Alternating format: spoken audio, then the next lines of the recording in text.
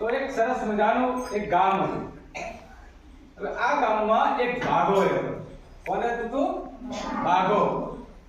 એના કામ પણ ભાગા જેવા હતા. એટલે આ ભાગો આખું પોતાનું કામ કરતો હતો અને એક દિવસ આ ભાગાને એના ખેતરમાં બાજરો વાળવાનો.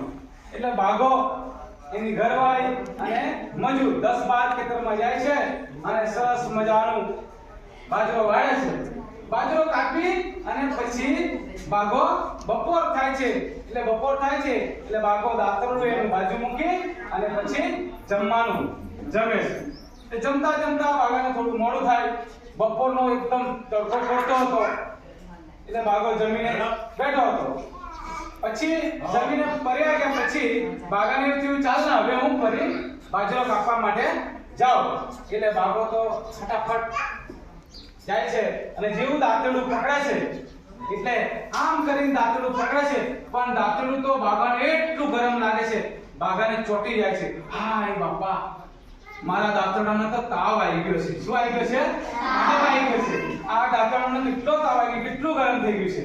એટલે પેલા જે મજૂર હતા અને એની ઘરવાળી હતી એ કહે છે કઈ તાવ નથી આવ્યો દાંતરડાને, એને પાણીમાં બોળી દો, એનો તાવ ઉતરી જશે. શું થશે? એનો તાવ ઉતરી જશે. એટલે ભાગો તો દાંતરડું લઈ ગરમ અને પછી પાણીમાં દાંતરડાને શું કરે છે? બોળી દે છે. પછી ઠંડો થઈ જાય છે. ભાગો કે આ તો આનો તાવ ઉતરી ગયો એમ કરીને પછી પાછો બાજરો શું કરે છે? ભાગો કાપવા લાગે છે. એમ કરતા કરતા પછી સાંજ પડે એટલે ભાગો પાછો ઘરે આવે છે. ક્યાં આવે છે? ઘરે આવે છે. એટલે પછી એ તો ઘરે જઈને જુએ છે એટલે એની માં આવે છે, એની માડી કહે છે ને આપણે, એટલે એની માડી હોય છે. નજીક જાય છે ત્યાં તો એની માડીને એટલો બધો તાવ આવેલો ને એની માડી એકદમ ઝીક ઝીક તાપતી તપતી હોય છે. એટલે ભાગો નજીક જાય છે ને એને ગરમ લાગે છે એની માડી. એટલે ભાગો શું કરે છે ખબર છે તમને? ઓ આ માડી તો બહુ તાવ આવે છે, બહુ ગરમ છે. હવે ભાગાને તો ખબર પડી ગયેલી કે તાવ આવે તો શું કરવાનું? પાણીમાં બોળી દેવાનું. એટલે ભાગો તો એની માડીને ઉપાડી સીધો નદી બાજુ ઉપડી જાય છે. એટલે એની માડીને પછી નદીને કિનારે જાય છે અને નદીમાં એની માડીને લઈ જઈને શું કરે છે? પાણીમાં જકળવા લાગે છે. શું કરે છે? જકળવા લાગે. એની માડી તો બાપા મરી ગઈ એમ કહીને મૂગો મારવા માંગે છે. એટલે આજુબાજુના લોકો હતા દોડતા આવ્યા. એટલે આ માડી તો આ ભાગો મારી નાખવાનો કે પછી એ કહે છે શું કરે છે તું? તો કે માડીને તો તાવ આવે એટલે હજુ જકળું છું કે થોડી વારમાં થોડી તાવ ઉતરી જાય, થોડી વધારે જકળ તો ઉતરે ને. એટલે પછી એની કહે છે ભાગા એવી રીતના તાવ ઉતરે નહીં. માડીને તો છે ને થોડી તકલીફ થઈ છે, એને દિવેલ પીવડા એટલે તેનું પેટ સાફ થઈ જશે ને તાવ બાવ બધો ઉતરી જશે. એટલે પછી દોડતા બધા લોકો જાય છે અને ભાગો ઘરે જાય છે અને માડીને તેલ પાવે છે. પછી માડી પાછી હાજી થઈ જાય. બીજે દિવસ ભાગો સાંજે પડતો નદીએ નાહવા જાય છે. એટલે નદીએ નાહવા જાય છે ત્યાં એને એક ઘર હતું ને, એ ઘર આખું ભોડ બળતું હતું. આગ લાગી હતી. ઉનાળાનો દિવસ હતો એટલે ભાગો તો હતો ને એની જોડે કેરબો હતો દિવેલનો. એ દિવેલનો કેરબો લઈ અને એ શું કરશે કે આગ લાગી છે ત્યાં નાખવા જાય છે. એટલે એ આગ તો વધારે લાગી. ભાગો કે પછી ગામ લોકો એને દોડીને પકડી લે છે. ભાગા આગ બળતું એ ત્યાં તેલ રેડાય નહીં. તેલ રેડીશ તો આ તો વધારે બળશે. આમાં તાર ડફણો લાવ અને ડફણાથી શું કરે છે? આને જવને તોડી નાખ. એટલે તોડી નાખીશ એટલે શું થશે? આગ ઓટોમેટિક ઓલવાઈ જશે.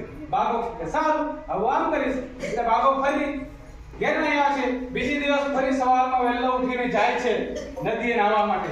અને એક ટાઈમે કુંભાર હતો અને કુંભાર પોતાના સરસ મજાના માટલા ઘડી અને આખું એનું હોય છે ને એમાં શું કરે છે? સળગાવે છે. લાકડા બરોબર ગોઠવીને સળગાવે છે. એટલે ભાગો ત્યાં જાય છે અને પેલો ફોડ આગ બળતી હોય એટલે ભાગાને કે આ ઝૂપડું બળી ગયું આખું. એટલે ભાગો શું કરે છે? એને જોડે ધોકો તો હતો એટલે બરોબર ચારે બાજુ ફરીને માડી બોલે છે. બધા માટલા બધું હતું એ શું કરે છે? તોડી નાખે છે. બધું ફોડી નાખે છે અને પાછો જતો રહે છે. એટલામાં પેલા કુંભાર સવારમાં જાગે છે, બધા ટોળું વળી જાય છે. આપણું તો કોઈ સત્યાનાશ કરી નાખી, બધું તોડી નાખ્યું. એટલામાં પેલો ભાગો ખરો ને આમ રૂઆબ બતાવતો હોય છે. તમે બધા હુઈ ગયેલા, ખબર નહીં પડતી આ બધું બળી ગયું તો અહીંથી જાગતા નથી કે હે હું તોડી નાખ્યું કે હારું થી બીજું ઝૂપડું પડી લીધું બાજુની ગઈ. એટલે વાઘાને તો પેલા બધા માણસો શું કરે છે? પકડી પાડે છે. શું કરે છે?